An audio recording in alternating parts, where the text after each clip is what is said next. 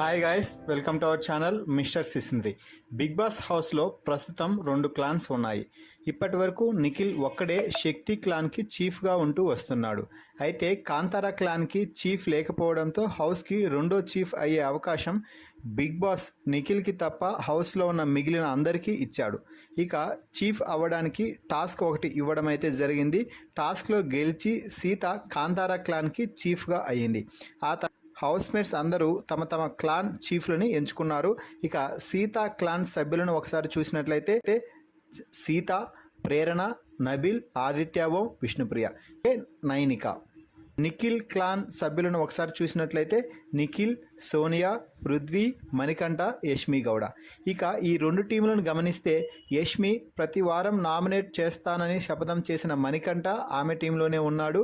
మరోవైపు ఈ వారం నామినేషన్స్లో మణికంఠతో పాటు సోనియాని కూడా నామినేట్ చేసి ఆమె గ్రూప్ గేమ్ బండారాన్ని బట్టబయలు చేసిన యష్మి గౌడ అయితే యష్మి నామినేట్ చేసిన మణికంఠ, సోనియా టీంలోనే యష్మి గౌడ కూడా ఉంది. ఇక ఇదిలా ఉంటే బిగ్ బాస్ తాజాగా రేషన్ టాస్క్లో భాగంగా తొలి టాస్క్ అయితే బిగ్ బాస్ హౌస్లో జరిపించడం జరిగింది. ఈ టాస్క్లో నిఖిల్ క్లాన్ నుండి నిఖిల్, సీతా క్లాన్ నుండి నబిల్ పోటీలోకి దిగారు.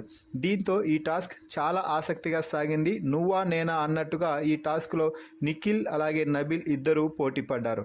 అయితే చివరికి ఈ టాస్క్లో మళ్ళీ నిఖిల్ క్లాన్ చీఫ్గా ఉంటూ తన క్లాన్కి కావాల్సిన విజయం అయితే అందించేశాడు. దీంతో ఈ వీక్ రేషన్ టాస్క్లో నిఖిల్ క్లాన్ అప్పుడే ఒక అడుగు ముందుకు వేసింది అని చెప్పవచ్చు. నిఖిల్ క్లాన్ నుండి నిఖిల్ పోటీ చేసి తొలి టాస్క్ గెలిపించడంపై మీ అభిప్రాయాన్ని కామెంట్స్ రూపంలో తెలపండి. అలాగే నిఖిల్ ఈ సీజన్లో ఏ టాస్క్లో పార్టిసిపేట్ చేసినా ఓటమి ఎరుగని ధీరుడుగా అడుగులు ముందుకు వేస్తున్నాడు.